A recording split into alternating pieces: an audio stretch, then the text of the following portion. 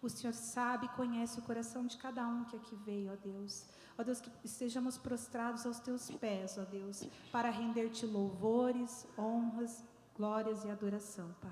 É em nome de Cristo que eu oro e agradeço. Amém. A amada igreja pode se assentar. Evangelho de Marcos, capítulo 5. Evangelho de Marcos, capítulo 5. Eu lerei os versículos 21 a 24. Evangelho de Marcos, capítulo 5, os versos 21 a 24.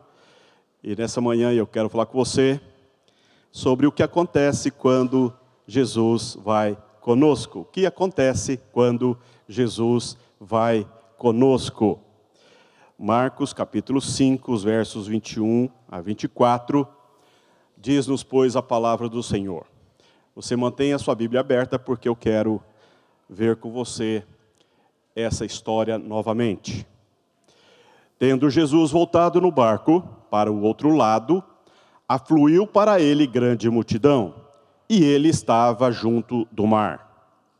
Eis que se chegou a ele um dos principais da sinagoga, chamado Jairo, e vendo-o, prostrou-se a seus pés, e insistentemente lhe suplicou: minha filhinha está à morte, vem, impõe as mãos sobre ela, para que seja salva, e viverá. Há uma frase na nossa cultura que conjugam duas palavras que para mim são inconjugáveis na mesma frase, na mesma sentença. Uma pessoa pergunta para o infeliz: e aí, está tudo bem? E a pessoa responde: está ruim, mas está bom. Como que pode estar ruim e bom ao mesmo tempo? Impossível. Ou está muito ruim e ruim mesmo, ou está muito bom. Ruim e bom não combinam, são antônimos. Mas isso sinaliza algo. Isso sinaliza uma mediocridade, com o perdão da palavra.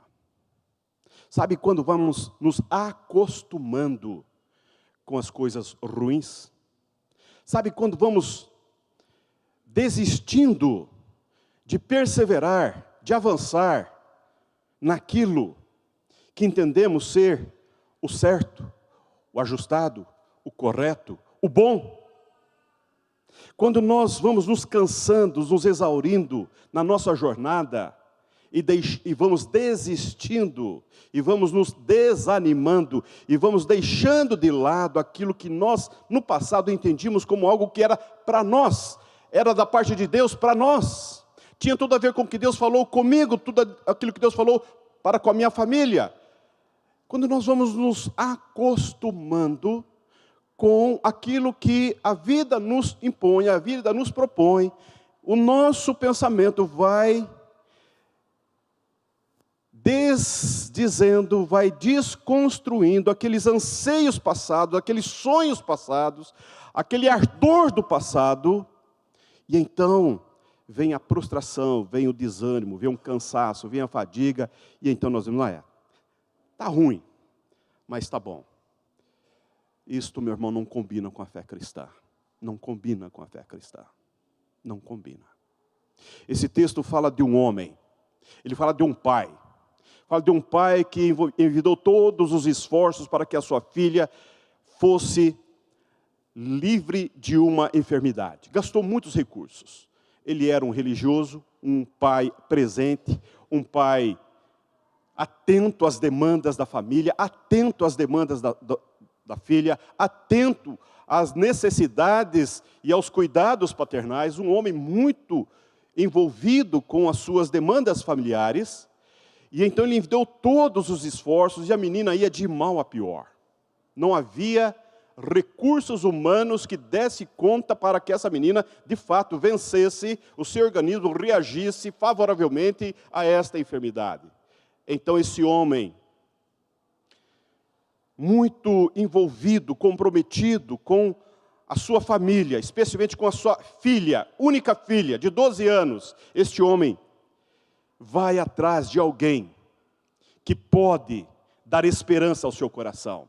Ele vai atrás de alguém que pode dar a ele respostas que na medicina ele não encontrou, que nos medicamentos ele não encontrou, e vendo a situação indo de mal a pior, ele então se prostra, ele se joga aos pés de Jesus. Esse encontro desse pai com Jesus, ele é para mim marcante, porque Jesus está vindo de um encontro com um gadareno, e ele está com o barco na praia.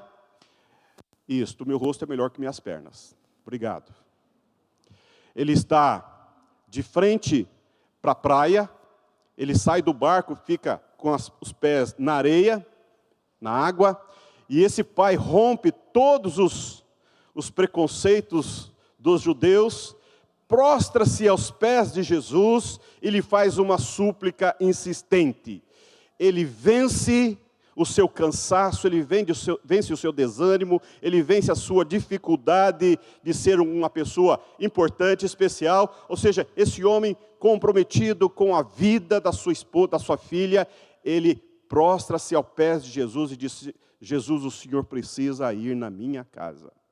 O Senhor precisa ir na minha casa. Eu tenho uma filhinha, Senhor, que está à beira da morte, já fizemos de tudo, e ela vai de mal a pior. Jesus, por favor, vai na minha casa, o Senhor precisa ir na minha casa. Vai, Jesus, na minha casa. Isso para mim é uma súplica insistente. E Jesus foi com ele, diz o texto, e Jesus foi com ele. Há um cântico que nós cantamos, ele é mais cantado pelos pentecostais.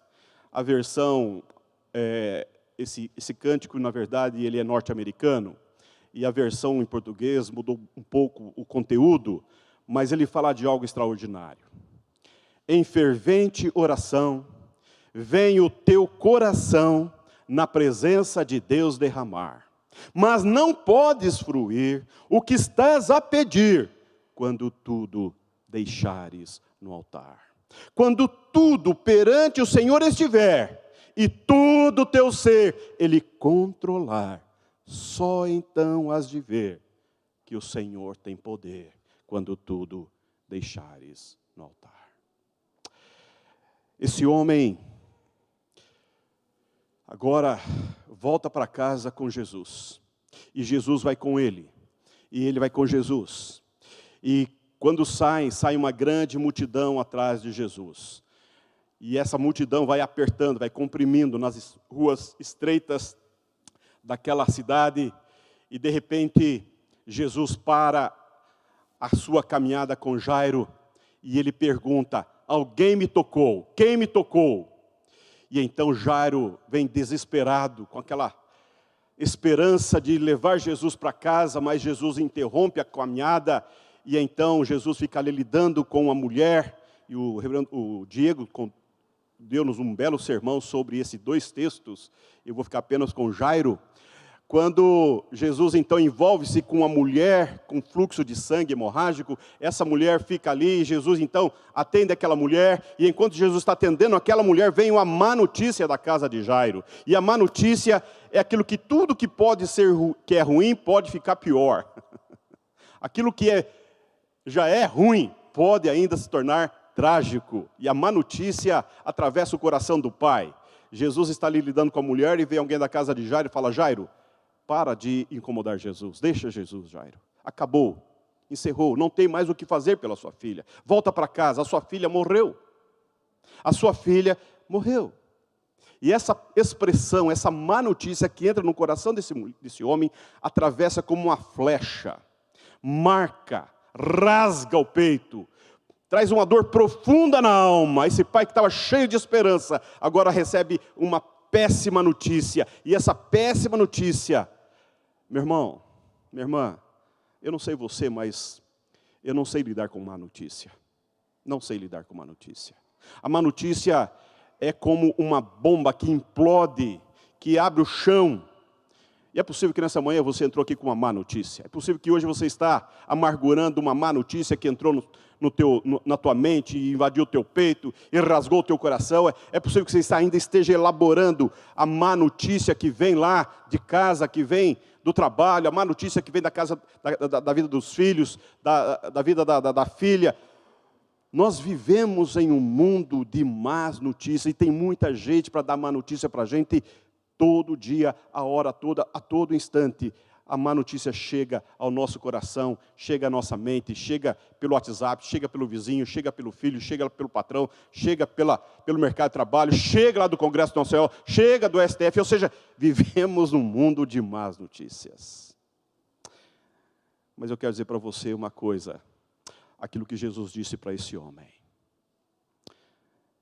não temas, crê somente. Essa coisa extraordinária que nós temos quando Jesus vai conosco. Quando Jesus vai conosco, Ele diz a você e a mim: não temas, crê somente. Ele olhou para Jairo e já estava com o seu semblante descaído, com sua alma dilacerada, com a má notícia no coração. E Jesus voltou-se para ele e falou: Jairo, olha para mim, Jairo, olha para mim. Não tema, Jairo. Não acuda essa má notícia, não permita que essa má notícia atravesse o seu peito, não desanime no coração, não entregue as betes antes do tempo, crê somente, Jairo. Olha para mim, Jairo, fixe em mim, creia, firme, não temas, não tenha má notícia. Meu irmão, eu quero dizer para você nessa manhã, quantas pessoas ficam paralisadas, neutralizadas, apáticas, sem reação, porque o diabo traz uma má notícia do passado, e essa má notícia atravessa o peito, essa má notícia vem como uma bomba, que implode as esperanças, que sacode as nossas estruturas. Mas quando Jesus está conosco, quando Jesus está conosco, quando Jesus vai conosco, quando nós caminhamos com Jesus, Ele vai dizer: não temas, não temas, crê somente. Como está o seu coração nessa manhã? Seu coração está crente? Seu coração está fervoroso? Seu coração está cheio de fé? O seu coração está convicto de que a graça de Cristo é maior do que as suas más notícias? Você tem essa segurança, essa esperança de que a má notícia não neutraliza a ação de Deus na tua vida, na tua família, no teu coração, na vida do teu filho? Meu irmão, eu preciso dizer para você nessa manhã: Jesus é maravilhoso. Jesus nos trata na pessoalidade. Jesus nos conhece total e plenamente. Ele sabe as nossas estruturas. Ele sabe das nossas capacidades, das nossas incapacidades. Ele sabe das limitações, das nossas fragilidades, das nossas inconsistências. Ele sabe as más notícias que estão aí teimosamente reverberando no nosso peito, no nosso coração. E nessa manhã Ele diz para mim, diz para você: não temas, crê somente. Crê somente. Eu quero dizer para você que a fé é a vitória que vence o mundo.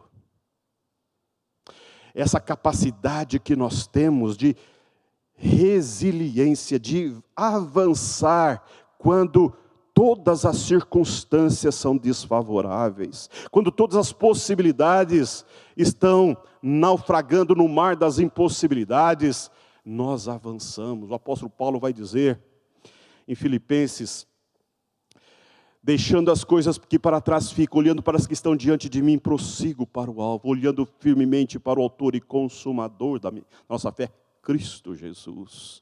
Ele está preso, ele está preso.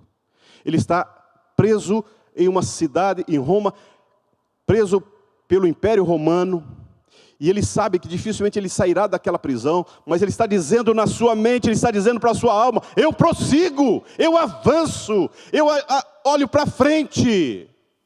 Porque as más notícias não me fazem sucumbir, naufragar, porque Cristo está comigo. Que tragédia uma família vive quando diante de uma má notícia entra em desespero, entra em colapso. Há um colapso no coração da família, não há um abençoado, uma abençoada que fala: epa, Jesus está conosco, Jesus está no barco, vamos orar aqui, vamos fazer uma oração, vamos clamar o poder de Deus na nossa vida. Calma, meu irmão, presta atenção, a fé cristã, ela cresce, ela floresce nas adversidades da vida. A fé cristã é um motor que nos impulsiona para dentro da Trindade e avançamos para dentro de Deus, porque nós cremos que o nosso Redentor vive. E Jesus se apresenta a esse pai, dizendo: Jairo, não temas, crê somente.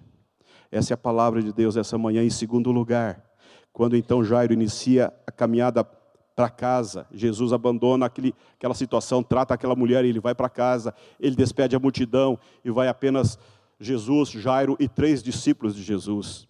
E ele vai chegando na casa, e quando ele chega na casa, o que há na casa?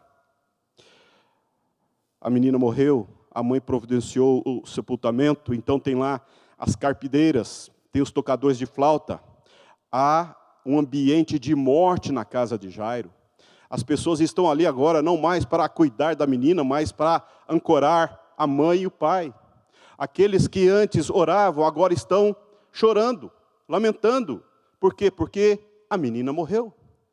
Mas quando Jesus chega, e essa para mim é uma coisa extraordinária nesse texto, que Jesus olha para aquela situação e fala, não, a menina não morreu, a menina não morreu, a menina dorme. E aí eu entendo que quando nós estamos com Jesus, nós não devemos nos impressionar com os sinais de morte. Os sinais de morte, muitas vezes, estão aqui, na nossa mente.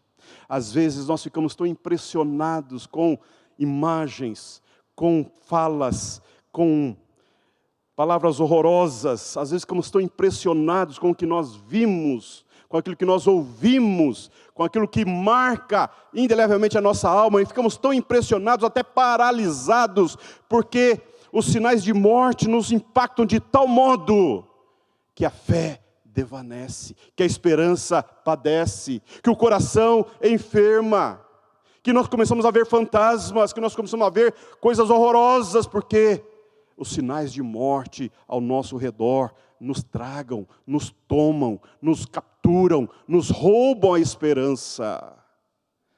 E Jesus tem um olhar completamente diferente, completamente novo para aquilo que você está vendo como sinal de morte.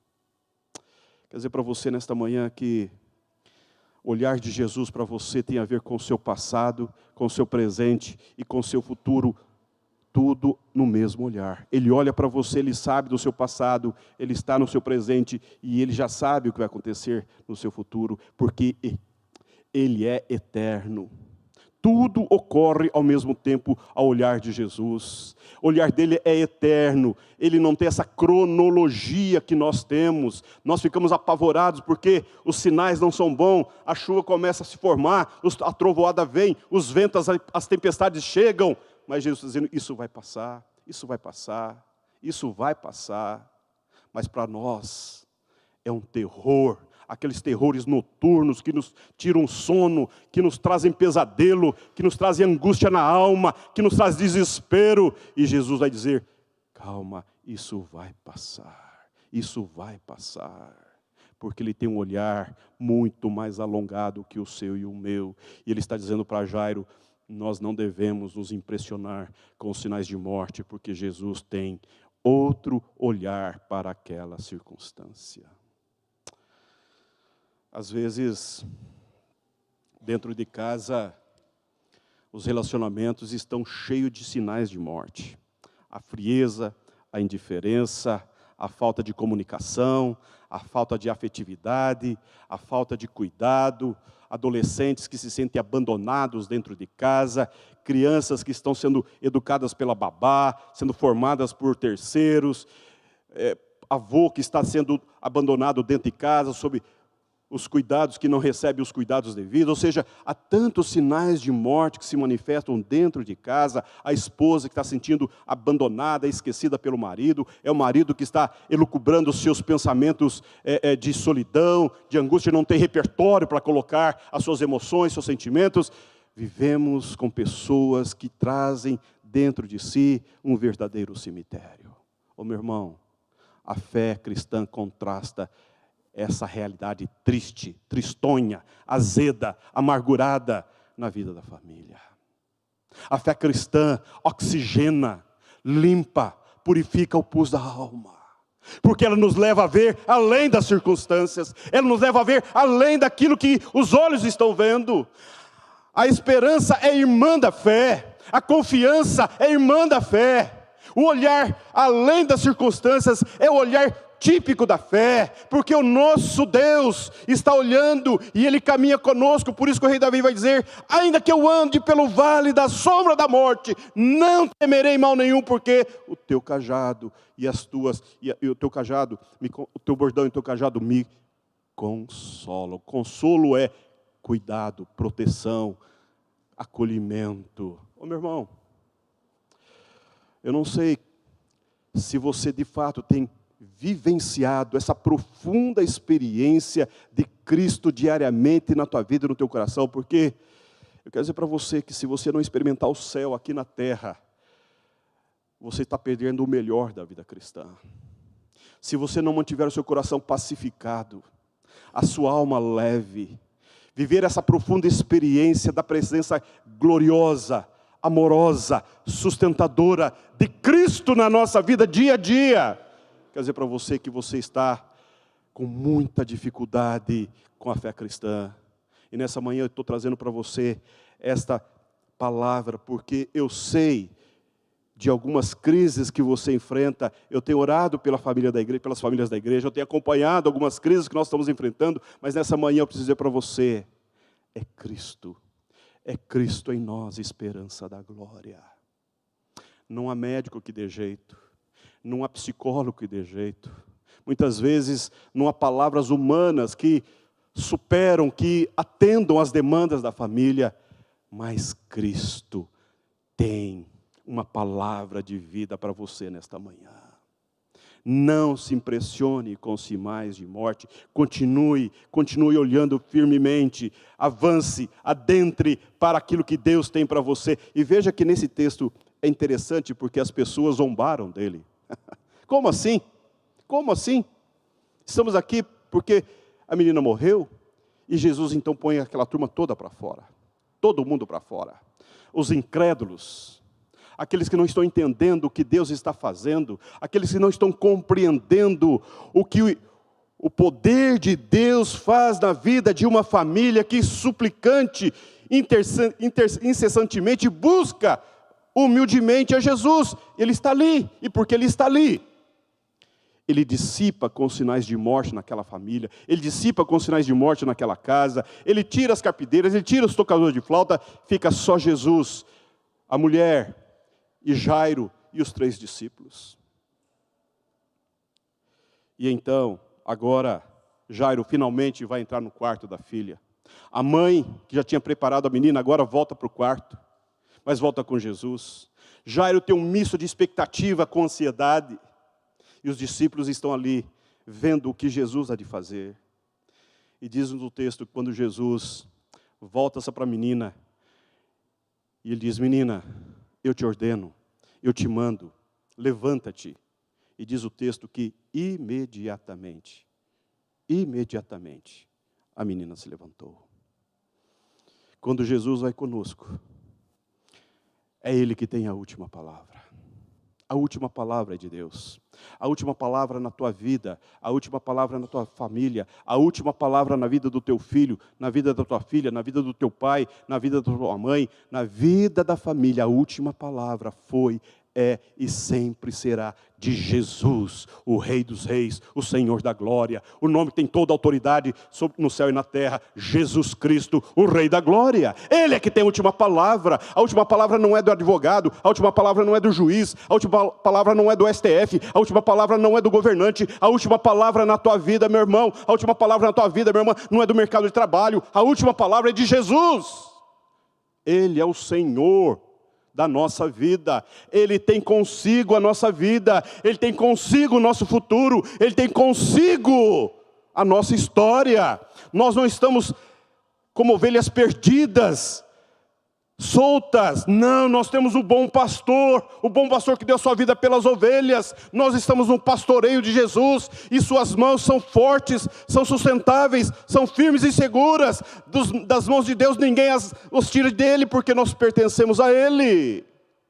Eu preciso dizer para você nesta manhã, eu não sei qual é a má notícia, quais são os sinais de morte, e quais são as palavras que estão sendo colocadas aí no teu coração, na tua mente nessa manhã. Mas eu quero dizer para você nessa manhã, a última palavra não vem de do diabo, a última palavra não vem de nenhuma palavra humana. Quem tem toda a autoridade é Jesus, o Cristo da nossa fé, o Senhor da história, o Deus da vida. Ele tem a última palavra.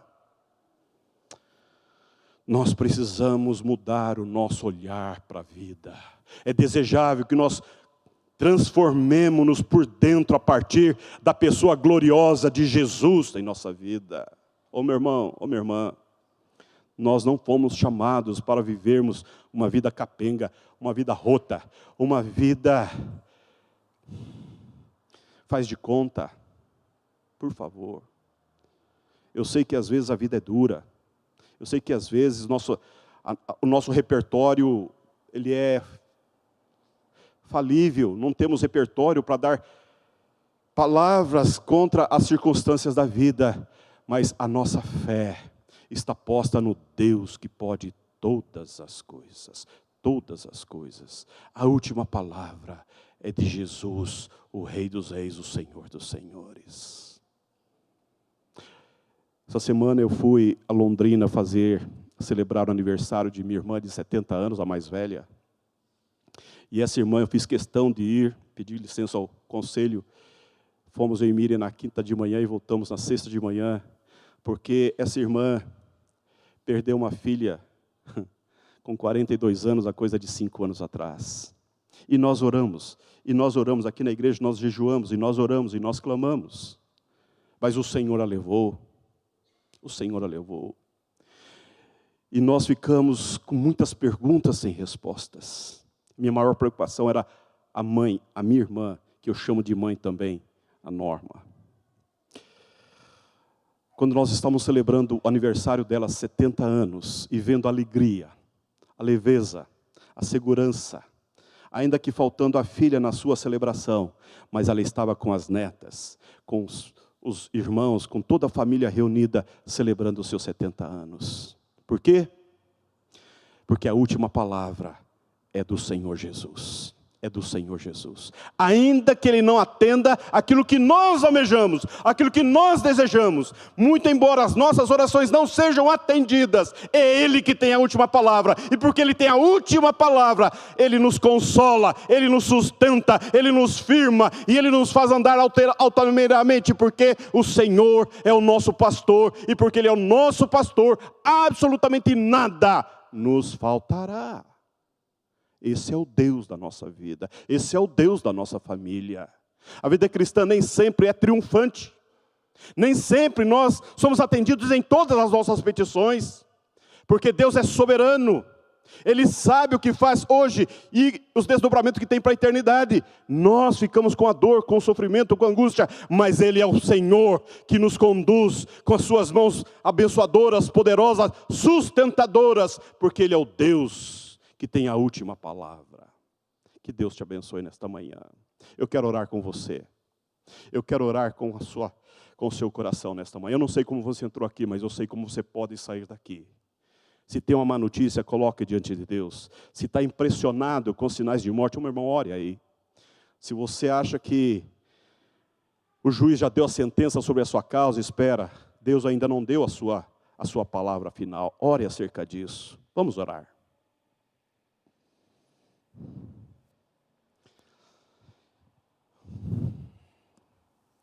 Bondoso Deus e eterno Pai, nesta manhã, o Senhor nos dá essa palavra novamente porque faz arder o nosso peito e o nosso coração. Oh Deus, nós cremos que todas as coisas estão diante de Ti. Ainda que aquelas que para nós, ó Deus, já foi, já passou, nós cremos que Tu és o Senhor da vida, tem poder sobre a vida e sobre a morte. A Tua palavra é a última palavra que nós ouviremos sempre, Senhor. É a Tua palavra, queremos ficar na Tua palavra. Não queremos transigir com a Tua palavra. Oh Deus, eu oro pelos pais nessa manhã. Olha para o coração dos pais, Senhor, tenhas compaixão, tenhas misericórdia. Avivas a fé ao coração dos pais. Sustenta-os em Tuas mãos, nas suas fragilidades, nas suas inconsistências. Abrace-os. Dá-lhes, ó Deus, palavra de vida. Dá-lhes, ó Deus, anseio de vida. Volta, Senhor, com a Tua mão santa e bendita. Toca-lhes o coração e a alma, em nome de Jesus. Acolhe as mães que estão conosco nesta manhã. Ó Deus, sabes quando choram os seus corações, as aflições, as angústias, as dores que estão aí latentes na alma. Vivifica-lhes a fé, Senhor. Sustenta-as em tuas mãos. Abraça-as com o abraço da tua graça. Dá-lhes palavra de vida nesta manhã, Senhor. Porque tu és o nosso pastor. Tu és o Senhor da nossa vida. Queremos orar, ó Deus, pelos nossos avós, benditos, irmãos queridos, ó Deus, que estão numa fase tão exigente da vida, no momento, Senhor, em que estão com muitas carências, debilidades. Senhor, sustenta-os em tuas mãos. Abençoa-lhes, ó Deus, o coração e a alma. Pastoreia-lhes, ó Deus, dia a dia pela tua palavra. Oramos por eles, oramos por nós, Senhor. Tenhas compaixão de nós. Sustenta-nos em tuas mãos. Vivifica o nosso coração. Pois somos teus, Senhor, nós não somos do mundo. Nós não somos nossos, nós pertencemos a Ti. E o Senhor é o Deus que determina os processos da nossa vida, porque somos teus. A Ti toda a glória, a Ti todo o louvor, em nome de Jesus. Amém. Vamos ver o nosso vídeo missionário.